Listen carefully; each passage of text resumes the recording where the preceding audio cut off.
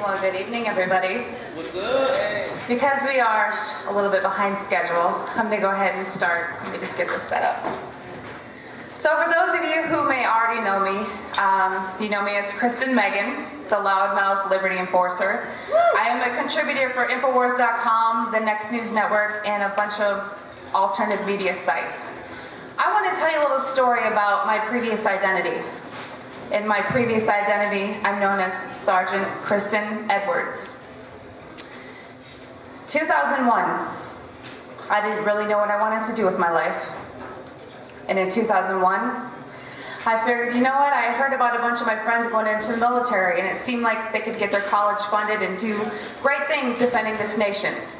So in 2001, I rose my right hand to the Constitution to defend and uphold. And as ignorant as I was, that Constitution was just a subject in high school history. I hadn't read it. Throughout my career, I was stationed all over the nation, all over the world.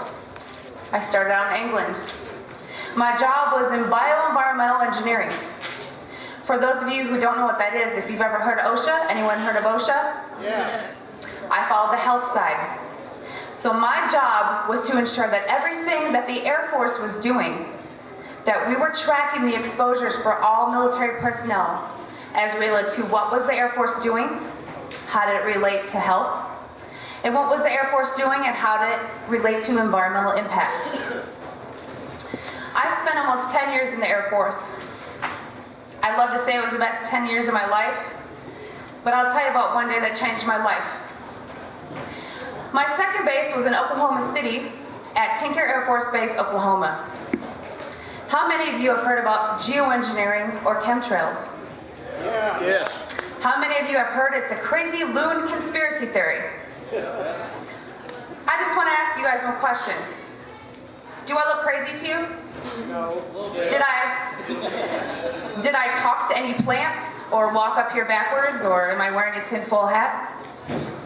I'm not crazy. Throughout my military career in the Air Force, I was made rank my first time. I had 4 stripes on my shoulder. I had medals like you couldn't believe. I was the exemplary Staff Sergeant United States Air Force. I actually was transferred from one base to another to do a special operation because of my stellar background.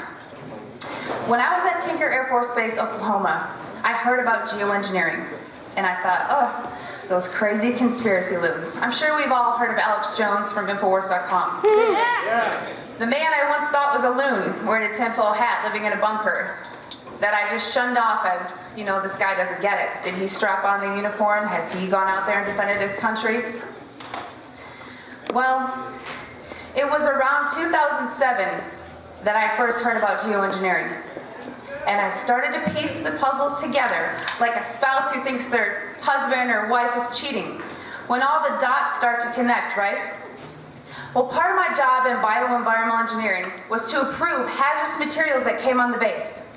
So whether you were using a simple spray can of paint, or you were ordering an oil solvent to degrease airplanes, I sat at a computer and I approved those hazardous materials on base and tied them to a process and a building.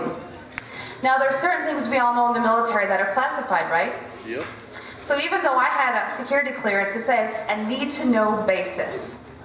So when I started approving what is called an Air Force Form 3952, the approval of hazardous materials, and I started seeing barium, aluminum oxide, and strontium come on the base from a contractor whose name was not listed, which was not normal, I started to realize that those crazy tinfoil hat-wearing conspiracy theorists might not be so crazy.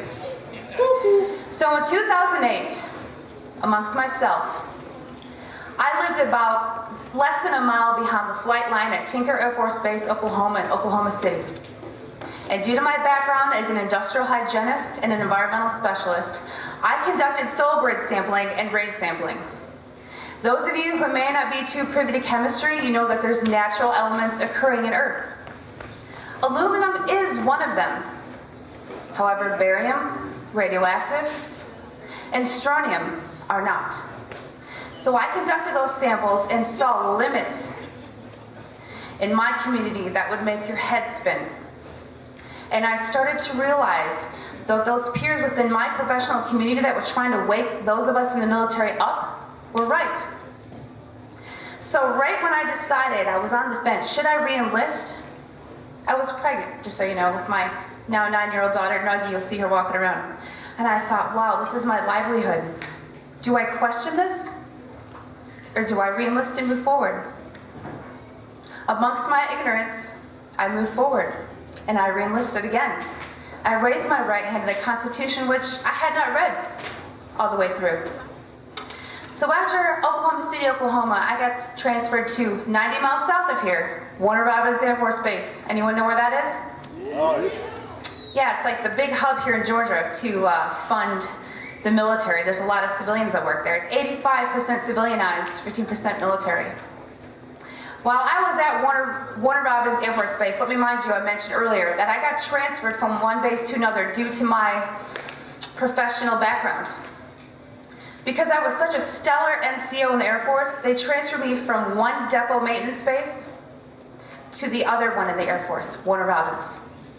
While at Warner Robins Air Force Base, I thought I was defending my country on a home front, making sure that all those people that went out there, front line, were safe and protected from carcinogens, radiation, inhalation, drinking water, noise, all of it. My job was to protect them so they could be all they can be.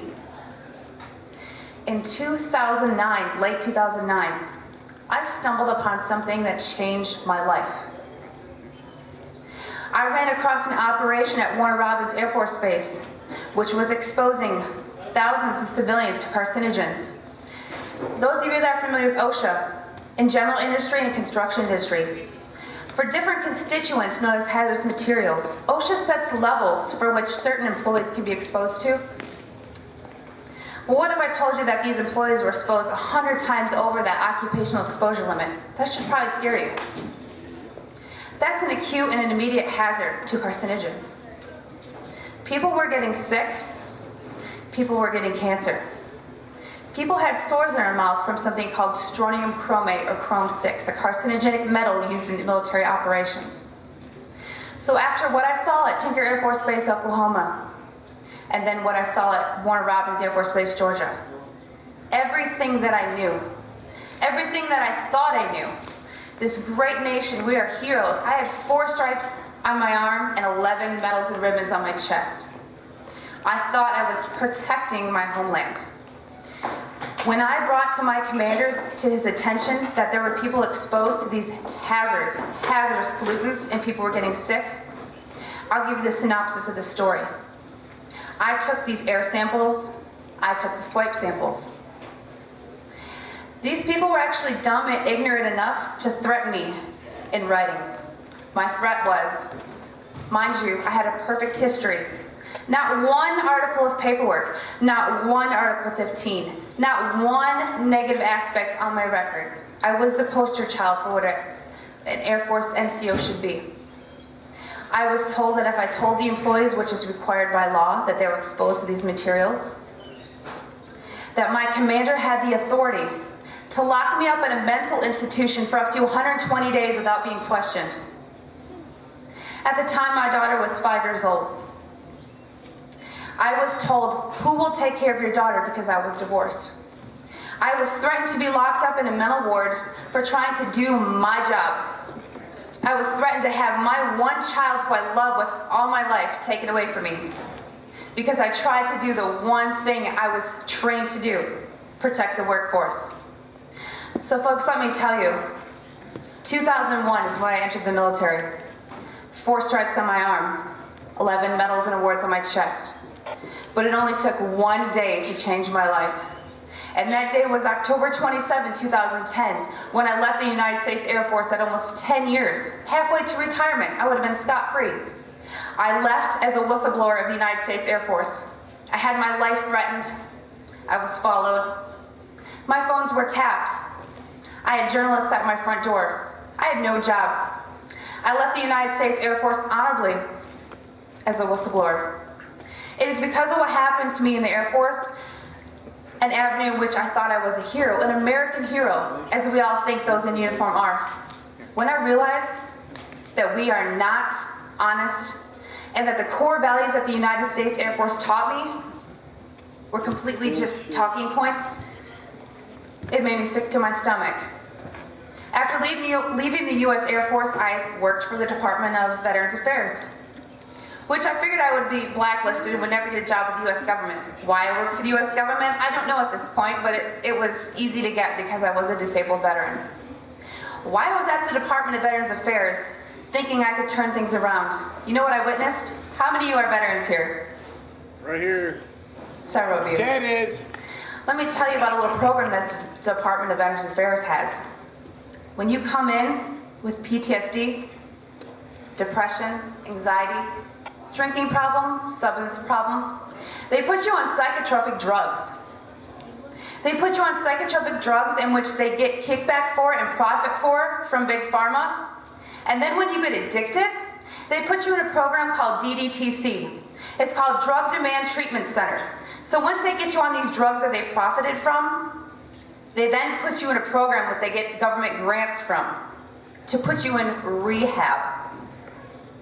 So those of you who are veterans, I would really rethink your care at the veterans facilities. And I know in saying that as a former employee, puts a big bullseye on my forehead. But frankly, I don't care. Because let me tell you the difference between 2001 and 2013. I read my Constitution, front and back. I read the Declaration of Independence. I read it all. And I stand here admitting to you that I was an ignorant person in the United States military who thought they were a hero. But you know what? Ego, I can tell you, I consider myself a hero or an idol now.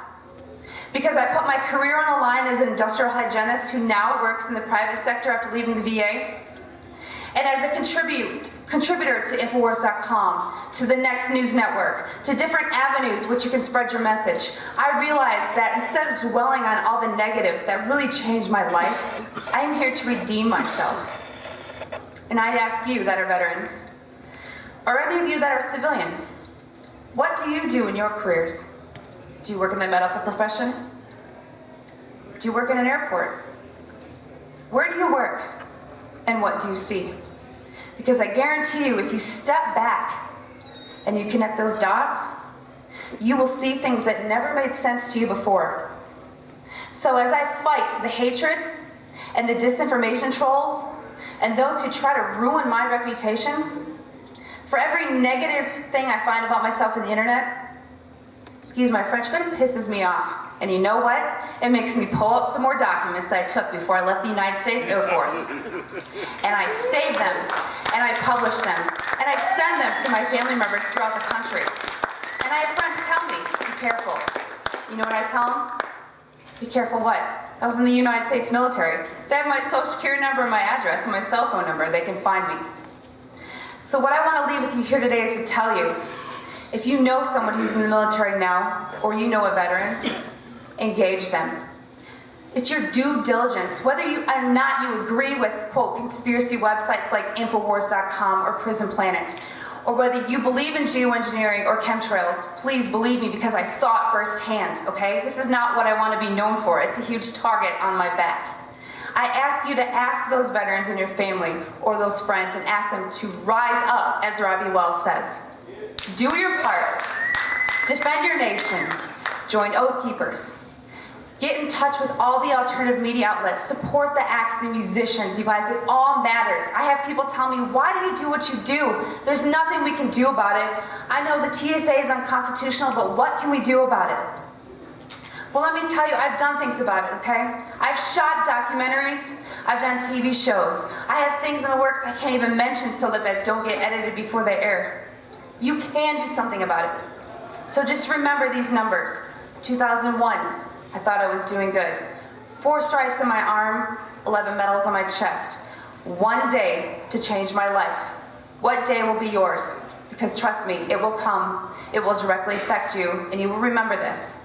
So please, rise up, do your due diligence, do your own investigations, and support your military by educating them. Thank you.